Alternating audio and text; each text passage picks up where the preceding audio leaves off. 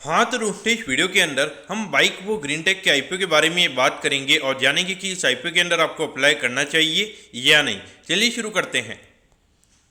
तो देखिए सबसे पहले हम ये जानेंगे कि ये कंपनी क्या काम करती है। क्योंकि जो कंपनी है 2006 में कंपनी स्टार्ट हुई है, यानी कि ऑलमोस्ट अगर हम देखेंगे तो 17 से 18 साल ये कंपनी को स्टार्ट हुए हो चुकी हैं। क्योंकि जो कंपनी है कंपनी इलेक्ट्रिक टू व्हीलर से रिगार्डिंग यहाँ पे जो भी रिटेल स्टोर्स वगैरह होते हैं वो ये कंपनी में यहाँ पे ओपन करती हुई नजर आती है। इसमें अगर हम देखेंगे तो यहाँ पे कुछ कंपनीज की अगर हम बात करेंगे तो देखिए ओला इलेक्ट्रिक हो गया, क्वांटम ई स्कूटर्स हो गया, बाउंस हो गया, फिर जीटी फोर्स हो गया। तो ऐसे टू व्हीलर्स को यहाँ पे इनके जो रिटेल स्टोर्स होते हैं वहाँ पे ये कंपनियाँ में यहाँ पे बेचती हुई नजर आती है।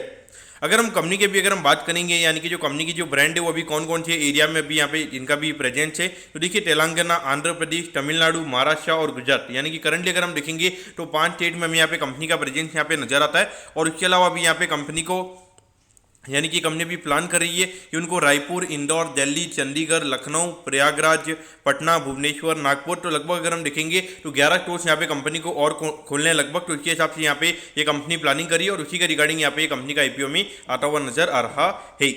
अगर हम कंपनी के एम्प्लॉइज की अगर हम बात करेंगे तो अराउंड 36 एम्प्लॉइज ये कंपनी के नाम में काम करते हुए नजर आते हैं। लेकिन ये 31 जनवरी का डेटा, यानी कि ऑलमोस्ट अगर हम देखेंगे तो उस बात को लगभग 8 से 9 महीने यहाँ पे हो चुके हैं। तो उसके बाद में कहीं ना कहीं यहाँ पे अगर कंपनी ने और यहाँ पे नए स्टोर्स खोलेंगे तो वहाँ पे डेफिनेटली जो कंपनी का एम्प्लॉय का नंबर है वो यहाँ पे और बड़ा होगा। उसके अलावा अगर हम देखेंगे तो कंपनी का ये मानना है कि ये जो आफ्टर सेल सर्विसेज ये कंपनी प्रोवाइड करवाती है तो उससे कंपनी का रेवेन्यू इतना कोई सिक्लिकल नहीं रहता है। लेकिन मेनली अगर आप देखोगे तो यहाँ पे जो मेन जो कंपनी का जो रेवेन्यू आता है लगभग अगर हम देखेंगे जो 80-90% जो कंपनी के रेवेन्यूज होते हैं वो हमें यहाँ पे जो व्हीकल ये कंपनी बेचती है तो उसी से हमें यहाँ पे आता हुआ नजर आता है। तो कहीं ना कहीं देखा जाए तो वो एक बात हमें यहाँ पे इग्नोर ही करनी चाहिए। अब अगर हम यहाँ पे कंपनी के ऑब्जेक्टिव की अगर हम बात करेंगे, यानी कि जो आईपीओ से कंपनी को पैसा मिलने वाला है उसकी कंपनी कैसे यूटिलाइज करने वाली है, तो देखिए यहाँ पे कंपनी को टू व्हीलर व्हीकल्स यहाँ पे कंपनी को बाय करने और फिर यहाँ पे जो इनके जो डीलर्स वगैरह है तो उनको यहाँ पे कंपनी को बेचने का है। तो उसी के रिगार्डिंग यहाँ पे ये कंपनी का आईपीओ में आता हुआ नजर आ रहा है। और बाकी अगर हम देखेंगे तो यहाँ पे कंपनी को और 11 डीलरशिप स्टोर्स यहाँ पे कंपनी को बनाने, तो उसके रिगार्डिंग कंपनी को केपेक करना है। तो उसी के रिगार्डिंग यहाँ पे ये आईपीओ में आता हुआ नजर आ रहा है। और बाकी अगर हम देखेंगे तो कुछ लोन्स वगैरह यहाँ पे कंपनी ने लिए हुए हैं और उसको यहाँ पे कंपनी को रीपे करना है। तो उसके रिगार्डिंग ये आईपीओ में आता हुआ नजर आ रहा है। अब अगर हम कंपनी के ऑब्जेक्टिव के बाद में अगर हम कंपनी के फाइनेंशियल्स के बारे में अगर हम बात करेंगे तो देखिए 2021 में लगभग 22 करोड़ के लगभग ये कंपनी का रेवेन्यू का नंबर था। फिर ये नंबर हमें लगभग 13 करोड़ के लगभग होता हुआ नजर आया था। अगर हम 2023 में अगर हम देखेंगे तो ये नंबर हमें 20 करोड़ के लगभग होता हुआ नजर आया था।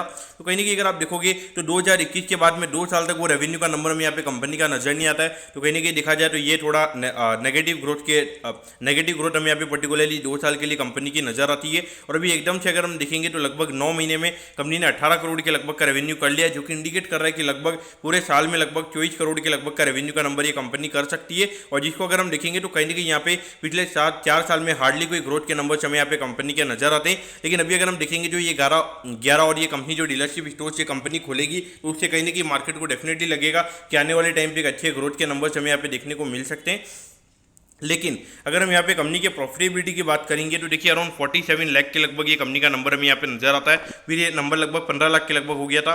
और उसके बाद अगर हम देखेंगे तो 2023 में 20 करोड़ के रेवेन्यू पे हार्डली 9 लाख के लगभग का प्रॉफिट हमें यहाँ पे नजर आता है। और अभी अगर हम देखेंगे तो सीधा 18 करोड़ रुपये कंपनी का प्रॉफिट सीधा 1 करोड़ 30 लाख के लगभग यहाँ पे हो गया। तो ये डेफिनेटली मुझे लगता है कि थोड़ा यहाँ पे आईपीओ से पहले कंपनी के थोड़े मैनिपुलेशन नंबर्स में यहाँ पे नजर आते हैं। क्योंकि यहाँ पर अगर हम देखेंगे ऑलमोस्ट 10% से पिछले साल के कंपेरिजन में यहाँ पे कंपनी का रेवेन्यू का नंबर कम है। और अगर हम प्रॉफिटेबिलिटी की बात करेंगे तो सीधा 13 टाइम्स प्रॉफिटेबिलिटी यहाँ पे कंपनी ने ज़्यादा दिखाई है। तो कहीं ना कहीं देखा जाए तो ये नंबर्स अगर हम देखेंगे तो कंपनी के बिल्कुल भी हमें यहाँ पे इंटरेस्टिंग यहाँ पे नजर नहीं आती हैं।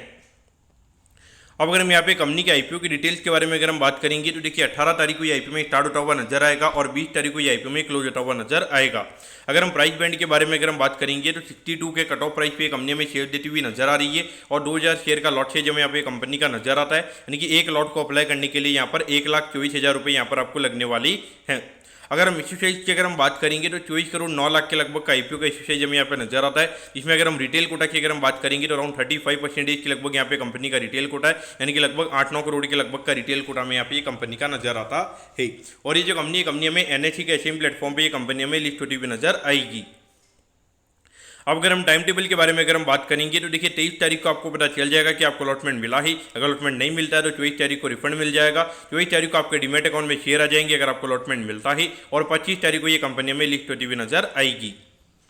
अब अगर हम एट दी एंड अगर हम कंपनी के वैल्यूएशन के पैरामीटर्स की अगर हम बात करेंगे तो देखिए अराउंड 80 करोड़ के मार्केट कैप पे ये कंपनी का आईपीओ में आता हुआ नजर आ रहा है। तो देखिए जो अर्निंग यहाँ पे कंपनी ने दिखाई है तो उसके हिसाब से ऐसा लगता है कि लगभग यहाँ पे मार्केट को ये लगेगा कि अराउंड 1 करोड़ 80 लाख के लगभग पूरे साल का प्रॉफिट यहाँ पे कंपनी का हो सकता है। तो उसके हिसाब से भी अगर हम बात करेंगे तो अराउंड 45 के पी रेशियो पे ये कंपनी का आईपीओ में आता हुआ नजर आ रहा है, क्योंकि कहीं ना कहीं देखा जाए तो वैल्यूएशन वाइज यहाँ पे कंपनी के वैल्यूएशन काफी ज्यादा कॉस्टली है, क्योंकि अगर हम देखेंगे हार्डली पिछले 3-3.5 साल में ये कंपनी के अंदर कोई ग्रोथ हमें देखने को नहीं मिली है, और जहाँ पे कोई कंपनी के अंदर ग्रोथ नहीं है वहाँ पे लगभग 45 के लगभग का पी रेशियो, वहाँ पर भी अगर हम देखेंगे तो अर्निंग्स हमें यहाँ पे थोड़ी मैनिपुलेटेड यहाँ पे नजर आती है। तो कहीं ना कहीं देखा जाए मेरे हिसाब से तो यहाँ पे अवॉइड करना चाहिए। लेकिन देखिए आईपीओ का इश्यू साइज छोटा है, और वहाँ पर भी अगर हम देखेंगे तो रिटेल साइज की अगर हम बात करेंगे तो अराउंड 35% के लगभग ही रिटेल कोटा है। तो मुझे लगता है कि अगर थोड़ा लिस्टिंग एंड के पॉइंट ऑफ व्यू से अगर आपको रिस्क लेना है तो यहाँ पे लिया जा सकता है, लेकिन लॉन्ग टर्म के पॉइंट ऑफ व्यू से मेरे ख्याल से टोटली अवॉइड करना यहाँ पे सही रहेगा। तो दोस्तों मैं कहता हूँ कि बाइक वो ग्रीन टेक के आईपीओ के बारे में आपको सब कुछ समझ में आ गया होगा। अगर आपकी कोई भी क्वेरीज है आप कमेंट कीजिए, मैं जरूर आपके कमेंट पर रिप्लाई करूंगा।